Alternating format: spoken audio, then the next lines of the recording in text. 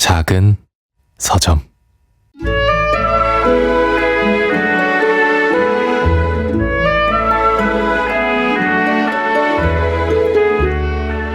여러 해가 지난 후에 나는 그렇게 고향에 다시 와 있었다.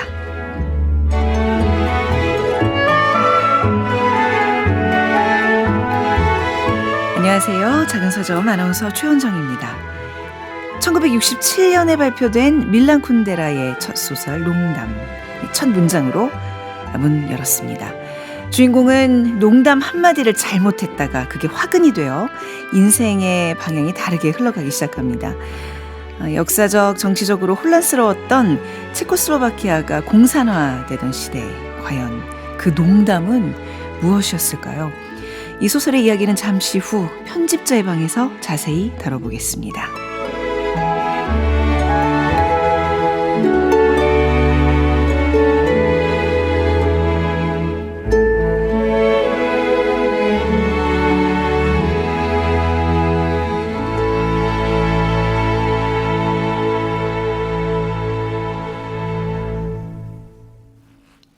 네, KBS 1라디오 작은 서점 최원정입니다. 저희 작은 서점에서 마련한 전시회 선물이 있습니다. 예술의 전당 한가람 미술관에서 열리는 캐서린 버나드 Sum of All My Work 전시회인데요. 캐서린 버나드의 작품 세계를 조망하는 세계 최초 최대 규모의 회고전으로 핑크팬더, 피카츄, 심슨, 이티 등 우리에게 익숙한 소재를 유쾌한 그림으로 해석한 작품들을 보실 수 있습니다. 전시회는 9월 28일까지 계속되는데요. 저희는 7월 한 달간 관람 가능한 티켓을 1인당 2장씩 추첨을 통해서 드리겠습니다. 관심 있으신 분은 문자 또는 작은 서점 인스타그램 팔로우하시고 관련 게시물에 댓글로 신청해 주시면 되는데요. 문자 번호는 샵 9730이고요. 짧은 문자 50원, 긴 문자 100원입니다. 모바일 플레이어 콩은 앱을 다운로드 받으시면 무료로 메시지를 보내실 수 있습니다.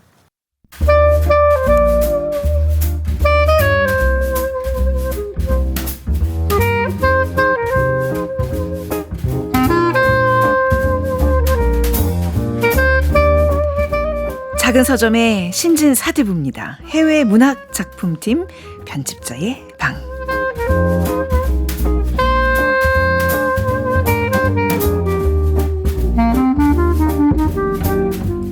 민음사 편집자 김민경님, 난다의 편집자 권현승님 모셨습니다. 안녕하세요. 안녕하세요. 편집자의 방 애청자 정승민님께서 홈페이지에 감상을 올려주셨는데 꽤 장문이에요. 그래도 꼭 소개해드리려고 준비해봤는데 세상의 모든 아침 이야기는 상당히 인상적으로 잘 들었습니다.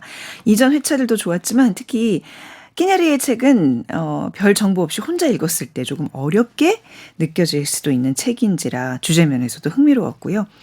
편집자님들이 문장 단위로 책이 담고 있는 함의를 편안하게 풀어주시니 이런 얘기군 하면서 듣는 재미가 있었습니다. 사실 저는 지금껏 키냐르의 다른 책들을 조금 읽었고 이 책은 읽어보지 못했는데 이야기 쉽게 설명해 주시니 참 좋았습니다. 생트 콜롱브와 마랭말의 각자가 짊어지고 있는 슬픔과 엇갈리는 예술에 대한 태도를 아직 책을 읽어보지는 않았지만 마치 직접 읽어보기라도 한 듯이 머릿속에 그려볼 수 있었습니다. 그렇게 청취 후 바로 구매했습니다. 라고 보내주셨어요. 사실 저는 이 코너 진행할 때 모든 코너가 그런 것 같아요. 책을 읽으신 분이 같이 들으면 더 공감이 되지만 전혀 정보가 없이 들으신 분들은 이거 재미있으실까? 앞뒤 약간 저희가 맥락을 놓치고 가는 게 있나? 걱정되는데 이렇게 처음 접한 그 컨텍스트를 이렇게 재밌게 들어주셨다고 하니까 너무 반갑네요. 너무 감동받았고 사실 저희보다 더 말씀 잘하시는 것 같아요. 말씀솜씨 참 좋으시다 이렇게 그쵸? 생각을 했었어요. 네네. 역시. 역시. 네, 역시. 그리고 또 구매까지 이어주셨다고 하니까 또 약간 뿌듯하네요. 오늘 책도 저희가 소개해드리면 좀 구매가 늘어날까요? 그래, 노력해보겠습니다. 네. 농담처럼 구매율이 올라가게 바라보겠습니다. 사실 그게 저희의 목표는 아니라는 거 네, 맞아요. 미리 말씀을 드리고 어떤 책 오늘 소개해 주실 건가요? 오늘은 이제 유명한 작가죠. 체코의 밀란 쿤데라 네. 농담이라는 작품입니다. 네. 저는 이제 90년대 학번인데요. 저희 학번 때는 아마 밀란 쿤데라 소설 한두 개쯤은 특히 이제 사회과학 분야를 공부하고 인문학 쪽을 공부하는 사람이라면 꼭 읽어야지 이게 뭐 술자리에서 나오고 자리에서 얘기가 되는. 네. 근데 이 농담은 제가 이제 90년대 뭐 중반쯤 읽었겠죠? 분명히 그때 읽었다고 어디 가서 이제 막 자랑하고 다녔는데 다시 보니까 내가 읽었던 거 맞나? 무슨 소리지 이게?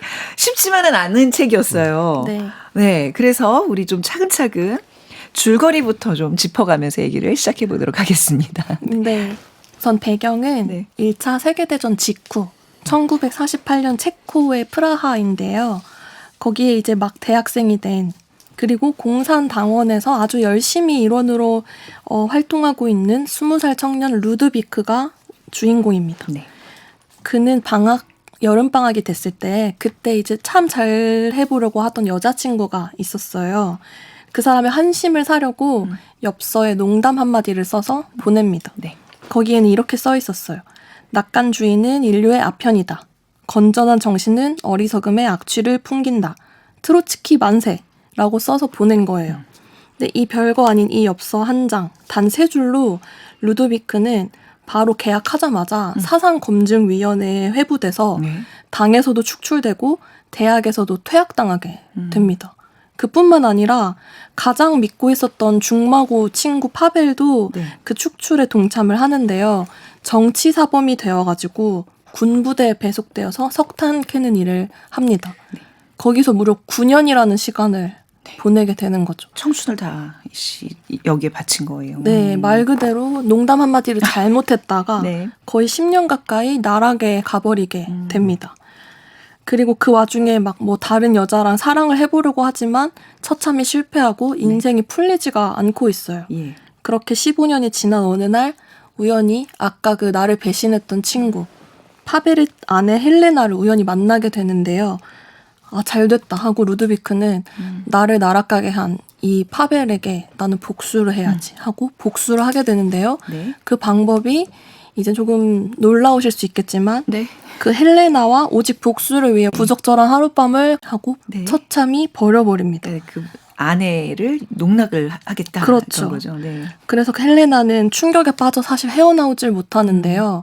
그러고는 야 나는 복수에 성공했다. 의기양양해 하고 있는데 네.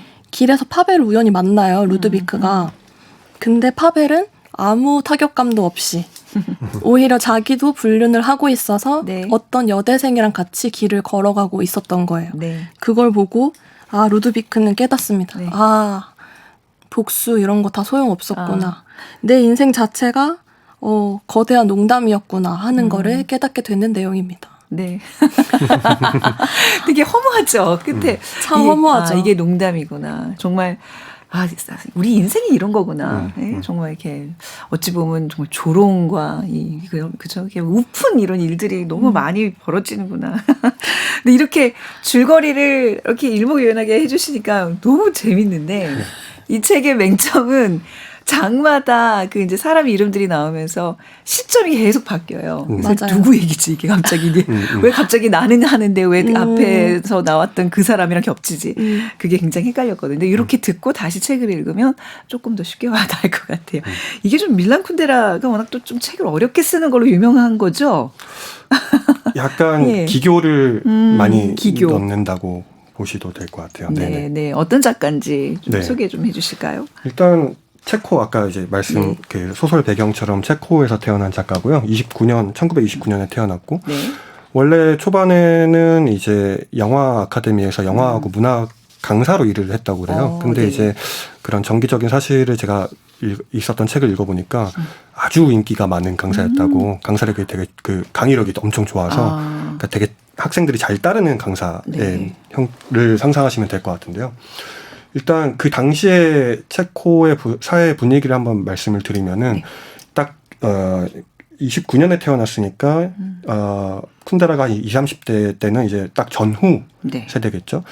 그러니까 세계대전이라는 것이 결국에는 여러 나라들의 제국주의적인 태도와 파시즘 이런 걸로 태어난 거기 때문에 여러 이제 유럽인들은 뭔가 다른 방식의 삶이 있을까, 다른 대안이 뭐가 있을까 막 고민을 했었다고 해요. 그 중에 하나가 공산주의라는 어떤 이념이었고, 그래서 체코도 많은 이들이 공산주의적인 그 이념을 따라서 움직이게 됐고, 체코란 나라 자체가 공산주의 정권에 의해서 꽤 오랫동안 이제 정권 유지가 되는데, 쿤데라도 젊었을 때 공산당에 입당을 했었고요. 아, 그래요. 네. 근데 이제 요 농담이라는 소설은 사실은 이제 앞으로 이제 얘기가 나오겠지만은, 그럼 단순한 농담 하나 받아들이지 못하는 되게 전체주의 국가가 되어버린 공산주의 사회를 이제 풍자하는 소설이거든요. 그러니까 이런 소설을 쓰니까 이제 쿤데라가 이제 요주의 인물로 낙인을 찍힌 거죠.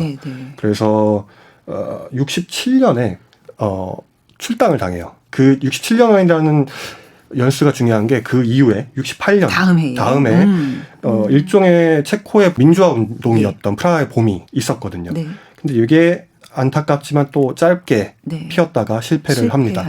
그래서 원래 이런 운동이 막 혁명적인 운동이 있었다가 다시 돌아갔을 때는 굉장히 수구적인 태도로 사회가 많이 바뀌잖아요. 그래서 이 재집권한 공산당 정권 시기에 쿤데라는 아주 요주의 인물로 찍힌 거죠. 그래서 뭐 기록을 보면은 뭐 산책하는 것, 누구를 만난 것 이런 것까지 다 적혀져 있다. 감시를 계속 당했겠군요. 아주 심하게 당했던 것 같아요. 그래서 계속 이 사람이 어떻게 해야 되나 막 자기 친구들도 다 숙청당하고 막 떠나고 막 이럴 때 고민을 하다가 결국에는 이제 75년에 프랑스어로 망명을 하게 되고 81년에 국적을 취득한 다음에 죽을 때까지 프랑스에서 살았고 어떤 특정 시기 이후에는 아예 프랑스어로 작품을 썼던 작가입니다. 지난해에 돌아가셨나요? 최근에 돌아가신 걸로 알고 있는데. 네, 맞습니다. 네네. 그래서 지난해에 좀 밀란 쿤데라에 대한 얘기들을 좀 많이 했었는데 지금 그 생각해보니까 1년이 안 됐네요. 네, 항상 서거 1년이 안 되세요. 저희 해외문학 편집자들은 항상 예의주시하고 있는 작가예요. 노벨문학상의 거의 영원한 후보였고 항상 이제 노벨문학상을 받지 않을까 이렇게 물망에 오르던 분이었는데 작년에 타계하시면서 진짜 신기한 게 밀란 쿤데라인데 노벨문학상을 못 받았나요? 사실 근데 받지 않고도 너무나 유명하고 너무나 인정받는 작가들이 있기 때문에 밀란 쿤데라는 그 작가의 반열에 오르게 되었다. 이렇게 말해볼 수 있을 것 같아요. 쿤데라 같은 작가는 상이 작가를 빛나게 하기보다는 작가가 상을 빛나게 하는 케이스라고 저는 그렇게 생각을 합니다. 좋은 표현이긴 하신데 그래도 상을 못 받은 거에 대한 본인의 좀 안타까움이 있지 않았을까? 눈 감기 전에. 많이 안타까웠어요. 아쉬웠어요. 그런 얘기는 혹시 뭐 인터뷰에서 본 적이 없으세요? 그 어떤 상에 대한 아쉬움. 근데 특정 상에 대한 그런 건 아니었는데 또 이 작가가 굉장히 그 사회적으로 자기가 어떤 식으로 규정되는 것을 싫어해요. 그러니까 이게 또 이 작품에 대한 맥락과도 연결돼 있고 이 사람의 전기적인 사실과도 관련이 되어 있는데 사실 이제 이렇게 망명 작가들이 보통 인식이 되는 게 민주투사 이런 식으로 인식이 많이 되거든요. 왜냐하면 공산주의 나라에서 핍박받다가 이제 이쪽 자유주의 진영으로 넘어왔기 때문에 근데 이 사람이 항사코 그걸 거부하거든요. 그러니까 이 사람이 밀란 쿤데라라는 작가는 본인이 어떤 이념적인 차이 때문에 핍박을 받았다라는 것이 아니라 계속 지속적으로 주장하는 게 자기는 인간이라는 것이 굉장히 다면적인 존재인데 이런 전체적인 국가에서 사람들을 핍박을 하면서 굉장히 사람들을 단순한 존재로 전락시킨다. 그런 것이 자기는 그런 것을 거부한다. 그런 태도를 줄곧 고소했다. 그 현생님이 하신 말씀을 가장 잘 알 수 있는 게 밀란 쿤데라의 모든 책을 보시면 보통 앞날개 작가 정보를 쓰는데요. 길게 쓰지 않고 체코슬로바키아에서 태어났다. 1975년 프랑스에 정착하였다. 이렇게 딱 두 줄만 쓰여 있어요. 그게 이제 작가 소개가 이게 어떤 편집자들에 의해서 그렇게 쓴 게 아니라 본인의 의지인 거예요? 뭐 보통은 이제 여러 가지 계약서마다 조항이 있긴 하지만 나의 소개는 이렇게만 해주세요라고 요구를 한 것이거든요. 그래서 이거 앞날개를 펼쳐보시면 재미있게 보실 수 있고 그렇네요. 모든 책에 작품 해설이 실려있지 않아요. 그러니까 오직 나는 소설로만 말하겠다. 다른 사람이 내 소설이 어떤지 아니면 내가 어떤 사람인지 누군가 써서 그걸 책에 올리는 것은 거부하겠다라고 네네. 한 작가인 거죠. 근데 이제 동유럽 작가고 이 냉전 시대의 그 한복판에서 살아온 분인데 이런 이념 논쟁, 그러니까 사실 공산당에 입당도 했었던 경력이 있고, 그럼 이거에 대한 끊임없는 어떤 검증이나 이런 걸 거치면서 살아왔을 거 아니에요. 네. 그렇죠. 계속 사람들이 물어봤을 거 아니에요. 왜 공산당원이 됐냐? 뭐 어쩔 수 없이 동유럽에 살았으니까. 근데 왜 탈당을 하고 왜 망명을 하고 뭐가 문제였냐? 이 사람을 이용해서 또 체제 선전하고 싶어하는 그렇겠죠. 또 서유럽에서는 계속 끊임없이 물어왔을 텐데 그런 어떤 고난의 좀 시절을 항상 겪어야 됐던 작가였겠네요. 그래서 제가 안 그래도 소개시켜드리고 예. 싶은 이 작가 본인의 목소리 예. 문장이 있는데 네. 딱 그 부분에 대해서 본인이 얘기한 부분이 있어요. 그래서 제가 좀 읽어드리고 싶은데 네네. 이제 쿤데라의 문장입니다. 네. 나에게 소설가가 된다는 것은 한 문학 장르를 실천하는 것 이상의 의미가 있었다. 그것은 하나의 태도요, 지혜요, 입장이었다.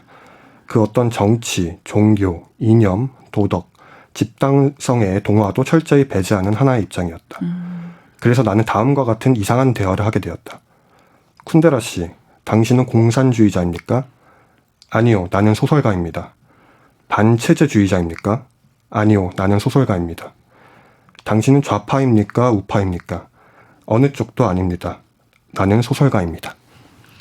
요즘 아마 이 시대를 살아가는 많은 사람들은 그거에 굉장히 좀 답답함을 느끼실 것 같아요. 우리 사회가 너무 이분법적으로 흘러가고 그쵸. 있잖아요. 그러니까 진영의 어떤 소속을 자꾸 묻고 갈라치기를 하고 그게 요즘의 세태인데 밀란 쿤데라는 이미 이 시절을 겪었고 이거를 이제 소설로서 다 승화를 한 분입니다. 그래서 오늘 이 농담이라는 이 책 선정이 매우 훌륭하다고 저는 생각을 하는데 들으시면서 같이 무릎을 치는 그런 시간이 되셨으면 좋겠습니다. 자, 여기 뭐 제목도 농담이지만 이제 화두잖아요. 아까 말씀하셨던 그 농담 한마디에 네. 인생이 바뀌었다고 했는데 무엇이 문제였을까요? 그러니까 일단 그러면 이제 어떤 농담이었고 네. 그리고 이게 어떤 맥락에서 발화가 그쵸. 됐는지를 살펴보는 게 맥락이 중요한데 중요하죠.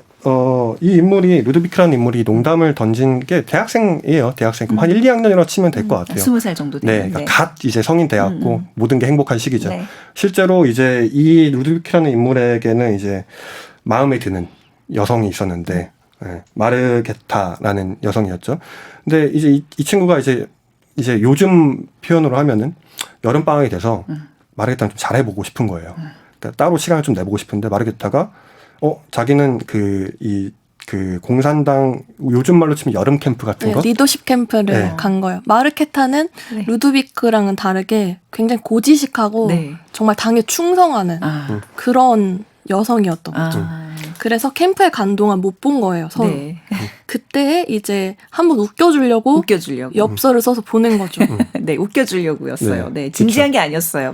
맞아요. 네. 그래서 이제 그쵸. 그러니까 이 친구는 아쉬운 거죠. 루드비크는 나는 시간 보내고 싶은데, 근데 마르게타는 아쉬운 눈치가 전혀 없으니까 얘가 서운한 거예요. 그래서 약간 그런 거 있잖아요. 나 삐졌어. 약간 이런 뉘앙스에 맞아요. 네, 그렇게 보낸 겁니다. 그 맥락이고, 네, 그런 내용의 농담이었습니다. 네. 네, 그래서 한 줄씩 좀 설명을 해드리자면 예. 낙관주의는 인류의 아편이다. 아. 이게 왜 문제가 되냐면 이제 공산주의는 모든 나라에서 네. 공산주의 혁명이 일어날 거라는 낙관적 기대가 기초가 되어 있기 때문에 네. 그게 바로 인류의 아편이다라는 아. 거는 굉장히 시니컬한 농담인 거죠. 네. 그리고 마지막에 트로츠키 만세라고 하잖아요. 사실 이 부분이 가장 문제인데요.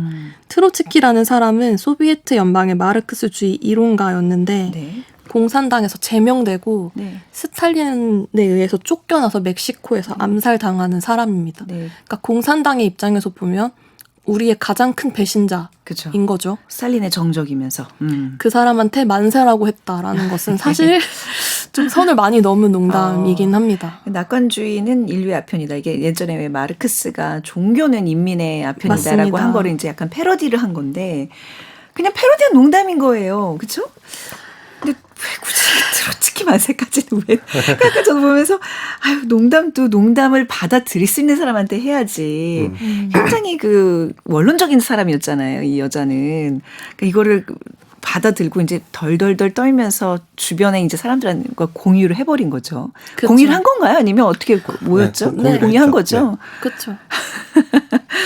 네. 그래서 이제 루드비크가 이제 사실은 그 당의 어떤 심판, 인민 재판 같은 게 열리는데 거기 다 자기 친구고 선배들이에요. 네. 그래서 뭐 알지 않느냐, 농담으로 한 거다, 내 원래 성격 알지 않냐라고 항변을 해보지만 아무도 루드비크를 받아주지 않은 거죠. 근데 여기서 루드비크가 굉장히 선을 넘은 농담을 한 것은 맞지만 네. 그런 것도 생각해 볼 수가 있죠. 그렇게 엽서에 한 3줄 쓴 거 가지고 당에서 제적당하고 네. 대학에서 퇴학당하고 9년 동안 그 사람 구속시켜서 노동 교화를 시키는 것이 과연 정당했는가에 대해서는 얘기를 해볼 수가 있겠죠. 네. 뭐 당시 사회상으로 지금 생각하면 말이 안 되는 거지만 그때 당시에는 이게 굉장히 진지하고 이 사상 검증을 통해서 이 사회 구성원으로 배제한다는 게 굉장히 흔한 일이었나 보죠. 그렇죠. 네네. 그런데 이제 거기 같이 노동교화소에 있는 사람들의 면면을 보면 네. 그게 적법한 사법 절차에 의해서 들어간 게 아니기 때문에 네. 이상한 사람들이 많이 와 있어요. 네. 뭐 노상방뇨한 사람, 종교적인 이유로 나는 총을 만지지 않겠다라고 한 군인, 그리고 그냥 경찰이랑 시비가 붙어서 싸움이 네. 붙어서 경찰을 때렸다는 이유로 온 사람 등등이 있는데요. 그러니까 우리로 치면 예전에 삼천교육대 같은데 보내진 거네요, 거의 그죠? 그쵸. 네. 그래서 이제 거기서 일을 하면 할수록 더 이제 자기 자신을 계속 돌이켜 보게 되는데요. 처음 1, 2년 동안은 내가 맞았어라고 생각을 해요. 나는 곧 나갈 거야. 이건 굉장히 부당했다. 그리고 이게 농담이 맞았지라고 생각하는데 시간이 길어지면 길어질수록 사실 그게 나의 농담이 아니었을까? 그건 나의 진심이었을까? 그 사람들이 맞고 내가 틀린 거였을까라고 하면서 정말 이제 자기 자신에 대한 믿음까지도 조금씩 부서져가는 그쵸. 모습을 네네. 볼 수 있는데 네. 그걸 쭉 읽고 있다 보면은 정말 선 넘은 농담을 한 걸로 어떤 한 인간이 인생이 이렇게까지 나락을 가는 게 과연 맞을까 네. 하는 생각을 하면서 저는 읽었어요. 그렇네요. 그러니까 그냥 저는 아까도 이제 우리가 방송 전에 남자 주인공의 찌질함에 대해서 얘기했는데 그렇게 사회가 만들어버린 거네요. 그렇죠? 이거 정말 여자한테 좀 심통이 나서 던졌던 그 한마디로 친구들에게 다 외면받고 자기의 청춘이 이렇게 다 말살이 당하는 그런 사람에게 사실 찌질하다고 표현한 제가 좀 반성이 좀 되는 것 같아요. 이거는 그 체제가 그 시대가 정말 이렇게 무참히 밟아버린 건데 네. 이 사람에 대한 연민을 좀 가져야 되는데 저는 약간 그냥 이 사람의 말 행동에 그냥 피식피식 좀 웃어버렸던 게 있네요. 제가 말씀 들으면서 생각나는 거는 네. 언어라는 것은 굉장히 맥락이 중요한 맞습니다. 거잖아요. 그렇죠. 네. 어떤 그 단어를 썼는지 만큼이나 혹은 그 이상만 예. 그 맥락이 중요한 건데 이 루드비키라는 인물이 이 농담을 던진 상황은 굉장히 사적이었고 네. 사실 편지였어요. 네. 편지는 사적인 커뮤니케이션의 가장 제일 극적인 사례라고 볼 수 있는데 그리고 농담이라는 것 자체가 농담이라는 발화 자체가 굉장히 맥락을 네. 탈 수밖에 없는 거거든요. 그러니까 농담, 예를 들면 요즘 코미디언도 마찬가지겠지만 누가 농담을 던졌는데 그거 딱 맥락 다 자르고 네. 이거 문제지 않냐? 그럼 문제되지 않을 농담은 제 생각에는 없을 거라고 생각을 해요. 네. 그래서 저는 이제 이 농담 자체가 문제였다기보다는 그것을 다루는 어떠한 재단하고 네. 해부한 그 방식이 문제가 아니었나 하는 네. 생각을 합니다. 내가 의도치 않게 내 삶의 방향을 바꿔버리는 많은 사람들의 지탄의 대상이 되어버리는 정말 의도치 않게 이런 이 소설 속의 농담 같은 일이 사실 현재도 좀 진행형이라고 봐야 될까요? 당연히 저는 그쵸? 그렇다고 생각하고 요즘에는 더 이렇게 엽서를 주고받던 시절보다 더 말이 빠르게 오가고 네. 빠르게 전파가 되잖아요. 네. 그러면서 물론 국가나 아니면 뭐 어떤 단체에서 어떤 사람 사상 검증을 한다기보다는 서로가 서로의 사상 검증을 되게 개인적으로 하고 있지 않나 하는 생각이 들어요. 네. 근데 저도 사실은 농담을 되게 사석에서 굉장히 즐겨하는 편인데요. 그러니까 그게 좀 유머가 있으시잖아요, 우리 김민경 근데 편집자님. 그게 혹시 항상 오해를 산 적이 있으세요? 많죠. 그래요? 저도. 네. 사선을 건너온 적이 굉장히 많고 표정 보니까 뭔가 사과한 있네. 적도 네네. 있는데 네네. 이게 그런 농담을 시도하는 이유는 예. 농담을 하는 사람들이 예. 하이 리스크 하이 리턴이라고 저는 생각하거든요. 그렇죠. 위험하고 절대 해서는 금기를 건드리는 농담일수록 네. 사실은 상대를 웃길 확률도 맞아요. 크죠. 맞아요. 네. 그렇게 아슬아슬한 어떤 경계를 넘나드는 게 또 이제 어떤 비꼬는 블랙 코미디의 미덕인데 네. 그거가 너무 요즘에는 이제 너무 어떤 사람의 전체를 네. 재단하고 네. 그 사람 자체를 찍어서 낙인 찍히는 그래서 네. 진짜 나락을 보내는 걸로 너무 가고 있지 않나 네. 라고 생각을 하면서도 양가 감정이 드는 것 같아요. 근데 저도 막 그런 안 좋은 농담을 하는 사람을 보면 자연스레 저런 농담을 할 정도면 네. 그러니까 평소에 어떤 생각을 하고 있는지 알겠다 하는 생각이 들잖아요. 저도 정말 이 새치어로 정말 내가 이렇게 관계를 다 망쳐버리고 있구나라고 생각했던 때가 너무나 많아요. 맞아요. 근데 이런 게 하이 리스크 하이 리턴 그 말이 딱 맞는 게 이런 걸 던졌을 때 상대방이 냅다 받아서 한 발짝 더 나가요. 그러면 둘이 너무너무 끈끈해지는데 그 앞에서 저는 그런 적도 있었어요. 제 딴에는 좀 재밌으라고 얘기를 했더니 선배 저 그런 얘기 진짜 싫어해요. 하면서 일순간에 싸해지고 저는 그날 이후부터 이제 그 사회에서는 굉장히 뭔지 알죠? 이런 사람이 돼버린 거예요. 그래서 야, 그 순간 루드비크가 돼버린 거예요. 저는. 그래서 정말 그 이후에 조심해야 되겠다는 생각을 했었어요. 네, 저는 이제 그게 말씀하신 게 일종의 실패한 농담인 건데 항상 실패했답니다. 저도 농담을 줄곧 곧잘 합니다만 많이 실패하는 자로서 모르겠어요. 제가 희망하는 그 농담에 대한 태도라는 것은 네. 성공한 농담은 웃어주면 좋고 실패한 농담은 너 정말 재미없다. 이렇게 모욕을 주면 네. 되는 게 아닌가. 그게 그 사람이 받을 수 있는 최악의 비평이겠죠. 네. 네. 근데 거기에서 더 나아가서 네. 예를 들면 이제 그 농담이라는 맥락을 제거하고 예. 이제 너가 그런 얘기를 한 것에 대한 어떤 진지한 그 근거를 얘기해라. 너가 무슨 사상을 가지고 있냐. 이렇게 네. 되면은 그거는 또 다른 차원의 네. 말하자면 일종의 사상 검증이 된다고 생각이 드는데 저는 그것은 이 굉장히 과한 태도가 아닌가라는 생각이 들고 그냥 농담을 좋아하는 사람들한테 할 수 있는 그 가장 가혹한 비평은 너 재미없다라고 생각합니다. 그냥 너 노잼이야. 그걸로 끝나면 정말 최선인 거예요. 그죠? 그죠? 그게 이제 영구 박제돼서 SNS 같은 경우에는 영원히 이제 고통받는 어떤 뭐 이렇게 짤처럼 연고짤이라 그러죠. 요즘에. 네. 뭐 그런 걸로 이제 계속 반복돼서 내 족쇄가 돼버리는 경우는 정말 아무튼 오늘 지금 농담 한마디로 인생이 바뀌어버린 한 남자 이야기를 담은 밀란 쿤데라의 농담 이야기 나누고 있습니다. 곡 한 곡 듣고 네. 이야기 이어가도록 할게요. 리버사이드 아그네스 오벨의 노래로 들어보겠습니다. 작은 서점 최원정입니다. 편집자의 방 김민경, 권현승 편집자 두 분과 함께하고 있습니다. 밀란 쿤데라의 농담 오늘 주제입니다.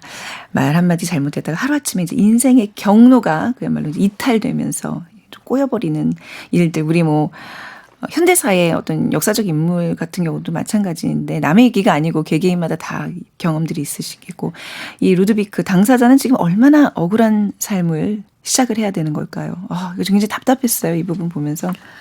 네, 그 억울함이 잘 느껴지고 또 아까 제가 계속 말씀드렸지만 그 사람의 농담 한마디가 그 사람의 모든 사상을 대변할 수 있을까? 네. 이거에 대해서 이제 루드비크가 나름대로의 대답을 하는 대목이 있는데요. 한번 들려드리겠습니다. 네. 나는 여러 얼굴을 가진 사람이었다. 여러 모임에서 나는 진지하고 열성적이며 확신에 찬 사람이었고 친구들과 같이 있을 때는 제멋대로에다 짓궂었으며 마르케타하고는 온갖 노력을 다하여 냉소적이고 궤변적이었다. 그리고 혼자일 때면 나는 겸허했고 중학생처럼 마음이 설레었다. 이 마지막 얼굴이 진짜였을까? 아니다. 모든 것이 진짜였다. 위선자들처럼 내게 진짜 얼굴 하나와 가짜 얼굴 하나가 있었던 것이 아니다. 나는 젊었고 내가 누구인지 누가 되고 싶은지 자신도 몰랐기 때문에 여러 얼굴을 가지고 있었다.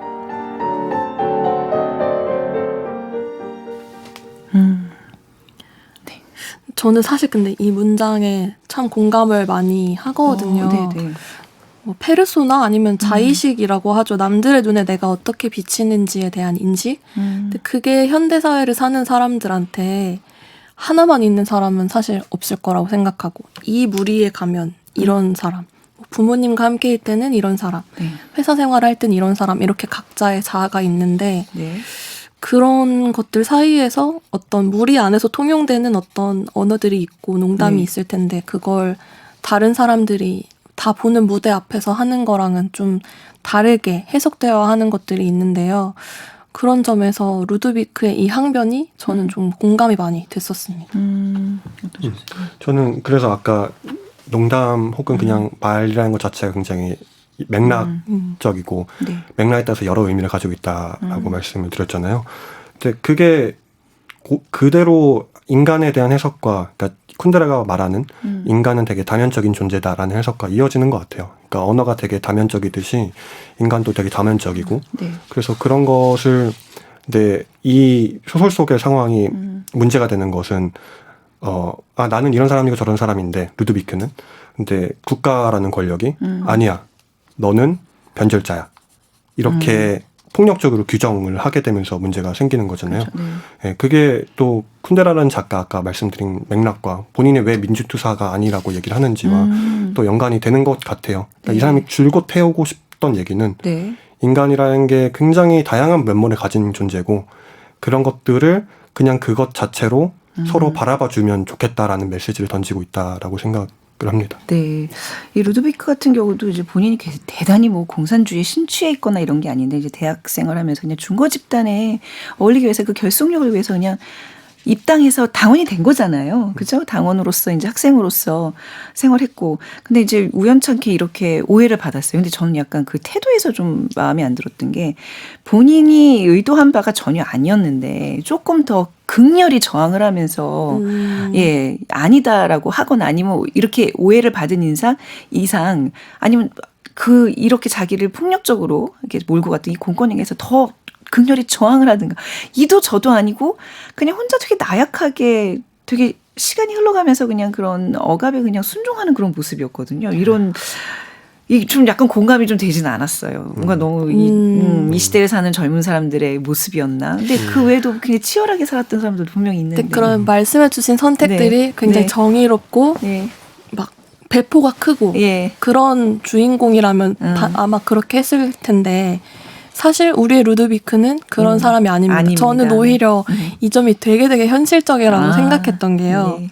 사실은 저는 이제 가엾고 동정심이 드는 한편 루드비크가 너무 비호감이었는데요. 특히 이제 후반부에 네. 이제 사실은 내가 이렇게 된 가장 큰 이유, 사실 이게 공산주의 네. 아니면 그 공산당 아니면 그 엽서를 고발한 마르케타도 아닌 네. 그 옆에서 친구인데 적극 동참한 파벨한테 가장 큰 분노를 가지고 있어요. 맞아요. 그죠. 네. 그래서 파벨 본인한테 직접 복수를 하는 것도 아니고 파벨의 아내와 아내. 부적절한 하룻밤을 갖는다. 이게 이제 나의 인생을 망친 너를 향한 복수다라고 생각하는 것 자체가 네. 정말 응원하기는 좀 어려웠습니다. 본인이 할 수 있는 최고의 복수라고 생각을 해서 착수를 하는 거잖아요. 네. 네. 근데 기본적으로 소설의 주인공들이라는 것이 대부분 좀 비단 쿤데라 소설뿐만 아니라 네. 영담이 아니기 때문에 되게 부족한 모습을 그냥 가감없이 보이는 게 소설가들이 잘하고 해야 된다고 생각하는 것 같고, 네. 그런 맥락에서 굉장히 소설적인 인물이다라는 네. 생각은 들고요. 근데 저는 제가 이제 그러니까 루드비크가 농담을 던졌던 나이가 한참 지나고 다시 읽어봤을 때는 처음엔 그런 생각이 전혀 안 가졌었는데 예. 그냥 딱 그 나이대의 남자 대학생 같은 그래요. 거예요. 맞아요. 불안하고 자기가 뭘 원하는지 잘 모르고 네. 진심이라고 생각을 하지만 그게 정말 진심이 아닌지, 네. 진심이 아닌 것도 아니고 진심인 것도 아니고 그냥 되게 불안한. 그래서 사실 그때 많은 흑역사가 생성이 되잖아요. 근데 사실 그렇게 생각을 하면은 네. 너무 가혹한 거예요. 너무 네. 좀 치근해지더라고요. 그러니까 네. 비호감 맞고. 네. 근데 이 아이 때 비호감적인 행동을 하지 않았던 자 돌을 던져라, 약간 이런 느낌으로. 네. 정말 한 20대, 그쵸. 10대에서 한 20대, 30대까지도 좀 가는 것 같아요. 그게 휩쓸려서 본인을 객관하지 못하고 분명히 막 본인들이 갖고 있는 어떤 사상이나 어떤 이제 뭐 사회 구성원으로서의 많은 점들을 그 나약함을 이상한 방법으로 덮으려고 하고 그렇죠. 그런 보상을 받으려고 하는 그런 모습들이 사실 요즘 젊은이들 사이에서 좀 많이 보이거든요. 이게 뭐 저 동유럽의 한참 전의 이야기이긴 하지만 오늘날 우리 청년들의 모습도 분명히 같이 반영하고 있는 네. 주인공이 아닌가 싶네요. 지금 말씀 들어보면서.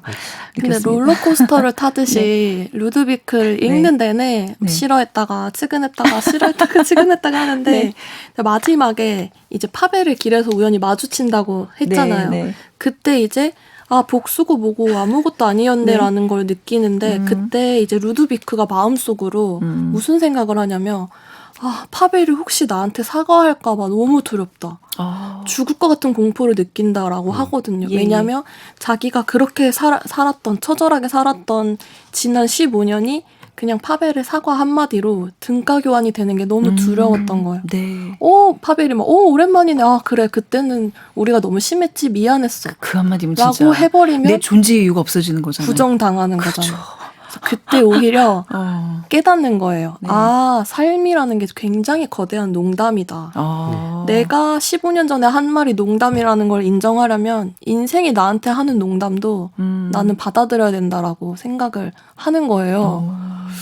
그 부분에서는 저는 약간 너무 측은함을 또 느끼기도 했습니다. 왜냐하면 저도 그런 경험이 있거든요. 어떤 사람이 너무너무 제가 용서하고 싶지 않고 네. 막 너무 싫어하는 사람이 있어요. 네. 그럼 차라리 사과를 하지 않았으면 하는 마음이 저는 있거든요. 사과를 해서 그 책을 덮고 그 페이지를 덮고 지나갈 일이 아니다.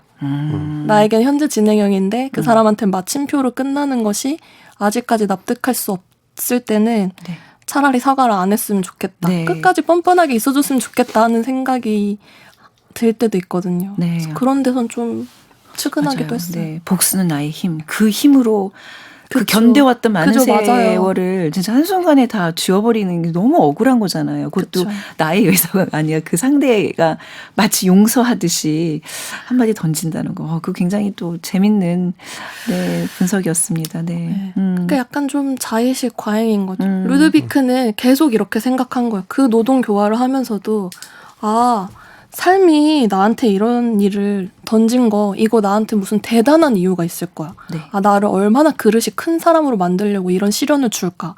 이런 생각으로 버틸 수 있었고 생존할 수 있었는데 사실은 그거는 뭐 너한테 그렇게 큰 의미가 없었어 라고 말해버리면 그 사람 진짜 나락에서 더 나락으로 네. 가버리는 거잖아요.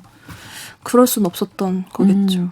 김민경 편집자님이 이제 농담이라는 이 제목과 주제로 계속 이 내용을 이렇게 분석을 하시고 또 본인 어떤 경험도 계속 반추해 보시면서 굉장히 가치 있게 굉장히 의미 있게 독서를 하셨다는 느낌이 딱 드네요. 네.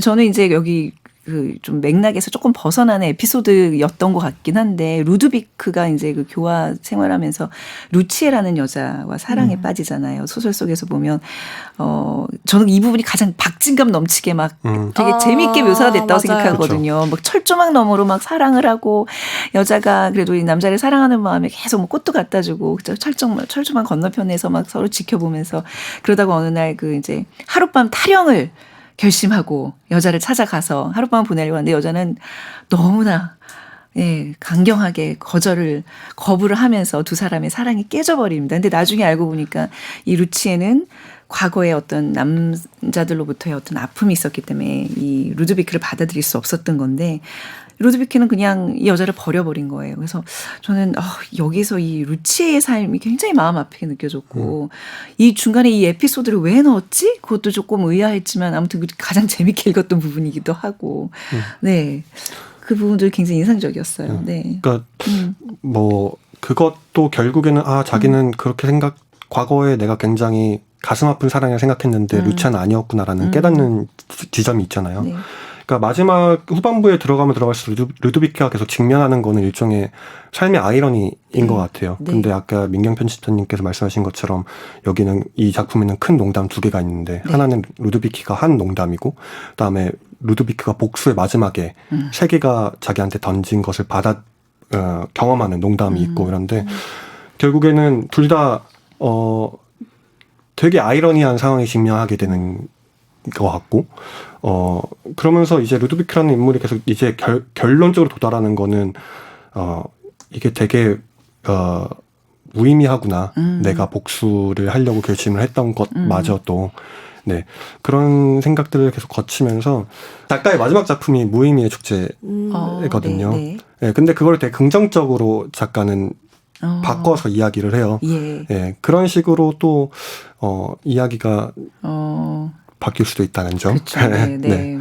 아니 그 복수라는 게 이제 자기를 이렇게 이 지경으로 만들었던 그 파벨 부인을 농락하는 걸로 이제 네. 결심을 하고 계획을 이제 차근차근 진행하는데 결국 아까 이제 파벨도 바람 피는 거 보면서 그 복수가 끝나버리고 헬레나를 버려버리잖아요. 근데 헬레나는 그걸로 이제 자살로서 그 아픔을 다스리려고 하는데 그게 진짜 뭘 그 마지막 그 부분이 정말 읽기가 힘들었어요. 아니 이건 어차피 고전이고 너무 유명한 얘기니까 그냥 뭐 스포일 이런 거 좀 상관없이 얘기를 하자면 본인은 자살하려고 약을 먹었는데 나중에 알고 보니까 변비약에 해서 그냥 설사만 하다가 끝나잖아요. 이런 희극이 어디 있어요? 이거 정말 이거 웃어야 돼. 그러니까 정말 이렇게 우픈 얘기가 없어요. 이거 왜 이렇게 험하게 이걸 마무리를 했죠? 말씀해 주시는 것도 다 듣기가 힘들어. 다시 듣는 게 너무 괴로워요. 근데 그게 정말 최고의 농담인 거죠. 그쵸? 어쩌면 예. 우픈 농담이 최고의 농담인 거잖아요. 참 이게 농담이에요. 이건 그 부분 진짜 꼭 읽어보시면 좋을 것 같아요. 아니 인생의 조롱 아니에요? 이 정도면 정말. 정원을 막 뛰어가잖아요. 네. 진짜 너무 싫어하시네 네, 이분은. 고개를 절레절레 젓고 정말 있습니다. 경악했던 그런 결말. 네. 어, 근데 쿤데라 작품엔 네. 그렇게 진짜 뜬금없이 웃긴 장면들이 항상 나오는 것 같아요. 네. 그러니까 쿤데라 자체가 좀 시니컬한 농담을 좋아한 분이 아니었을까? 저는 추정하고 있습니다. 그래서 강의도 인기가 많았던 것 같고 제 생각엔. 네. 그래서 그 쿤데라가 보통 이제 우리가 보통 일반적으로 농담에 대해서 얘기할 때도 농담의 역할이라는 게 무거운 분위기를 푼다라고 하잖아요. 그냥 관용적인 표현으로. 그러니까 무거움을 가볍게 만들어준다라는 의미가 있는데 네. 맞아요. 참을 수 없는 존재의 가벼움이 아주 대표적인 작품이잖아요. 그러니까 쿤데라가 아주 계속해서 얘기하는 두 개념이 무거움과 가벼움인데 그러니까 결국에는 인간은 쿤데라가 하는 얘기는 무거움과 가벼운 삶에서 이도 저도 못하게 왔다 갔다 반복을 한다. 네. 예. 그래서 뭐 아까 얘기한 것처럼 뭐 복수라는 건 굉장히 무거운 행위인데 네. 세계가 던지는 농담 때문에 이 복수라는 것이 아무 의미 없는 것, 가벼운 것이 되어버렸구나라고 그걸 받아들였을 때 느끼는 허무함. 네. 하지만 그 허무함 통해서 또 느낄 수 있는 어떤 자유로움 같은 것도 있거든요. 저는 이 마지막 소설의 마지막에서 루도비키가 그 자유로움을 느꼈다고 생각을 해요. 그 부분이 되게 서정적으로 그려지는 부분이 있는데 어떤 줄거리 자체가 중요하다기보다는 그 마지막에 어떤 식으로 이 루도비키가 작품에서 루도비키의 마지막을 그리고 있는지 살펴보시는 것도 좀 재밌는 독서가 될 거라고 생각합니다. 네. 무거움과 가벼움, 비극과 희극이 막 계속 교차를 하는데 그렇네요. 우리가 살다 보면 나에게 엄청난 비극이라고 생각하겠지만 또 먼 훗날 혹은 또 다른 사람이 바라봤을 때는 한번 웃고 전에 지나가 있으면 농담처럼 가벼운 거다. 그러니까 조금 내가 지금 삶에 짐이 많다면 좀 이 책을 통해서 좀 위안을 받을 수 있다? 뭐 그렇게 봐야 될까요? 그리고 이 책은 뭐 여러 가지 교훈이라고 하기는 그렇지만 총평을 좀 하자면 이데올로기 사상이 가졌던 그 폭력성, 그렇죠? 네. 당시의 그 폭력성도 얘기해주고 또 새치어로 정말 골로 갈 수 있다는 것도 보여주고 그리고 사랑도 복수도 루치에 대한 사랑도 그렇고 헬레나에 대한 복수도 그렇고 무엇 하나 우리 마음대로 되는 게 없다. 맞습니다. 좀 내려놓자. 진짜 공감해요. 내려놓자. 네. 그렇게 봐야 될까요? 어떻게 네. 뭐 마지막 좀 총평을 한마디씩 좀 해주시기 바랍니다. 네. 아까 현승님 해주신 말에 정말 고개를 끄덕끄덕하면서 들었는데요. 그 참을 수 없는 존재의 가벼움이라는 게 이제 말씀 잘 해주셨지만 무거운 건 가볍게, 가벼운 건 무겁게 이렇게 시선을 이렇게 전환을 해보자. 우리가 생각을 좀 바꿔보자 하는 데서 사실은 즐거움을 얻을 수 있는 거 그게 소설 읽는 맛이라고 생각을 하거든요. 쿤데라의 작품은 그런 맛이 있는 책이고 진지한 사람들은 가볍게 읽을 수 있고 네. 또 좀 가볍게 자유롭게 사시는 분들은 굉장히 어려운 주제를 얻어가실 수 있는 책이지 않나. 그리고 참 시적절한 네. 주제를 다룰 수 있어서 그러게요. 네, 참 재밌었습니다. 밀란 쿤데라의 소설에서 오늘날 우리를 생각하게 되다니 굉장히 좀 큰 성과였던 것 같아요. 네, 정말 좋은 작품이라는 증거겠죠. 네. 네. 그래서 저도 이 작품 다시 읽으면서 일단 너무 재밌었어요. 그러니까 농담이라는 제목이 농담이지만 그 소설 자체가 농담으로 이뤄진 작품이라는 생각이 들었고, 다만 조금 우프인데 푼이 조금 센 네. 웃도 웃인데 푼도 센 소설이라는 생각이 들었고, 네. 네, 그래서 말씀하신 것처럼 민경필 작가님께서 말씀하신 것처럼 네. 되게 여러 방면에서 읽어볼 맛이 있는 작품이었던 것 같습니다. 네. 오늘 끝곡으로요. 이거 좀 준비해봤습니다. 스메타나의 교향시 나의 조국 중 두 번째 곡 불타바인데요. 우리 왜 몰다오라고 이제 알려져 있지만 이게 독일어 발음이고 체코어로는 불타바라면서요. 여기 이제 루드빅과 헬레나가 초반에 이제 막 불타바 강변을 막 걷는 장면이 나오는데, 네, 그래서 한번 곡을 좀 준비해봤습니다. 스메타나의 나의 조국 중 불타바. 오늘은 지휘자 다니엘 바렌보임과 빈 필하모닉 오케스트라 연주로 들으면서 이 시간을 이제 마무리해 볼까 합니다. 밀란 쿤데라의 농담. 청취자 여러분도 한번 꼭 시간 내서 읽어보시기 바랍니다. 시간은 걸리지만 많은 또 보람과 그런 기쁨을 줄 책입니다. 오늘 김민경, 권현승 두 분의 편집자와 함께했습니다. 감사합니다. 감사합니다. 그리고 저도 여기서 인사드리겠습니다. 지금까지 아나운서 최현정이었습니다. 고맙습니다.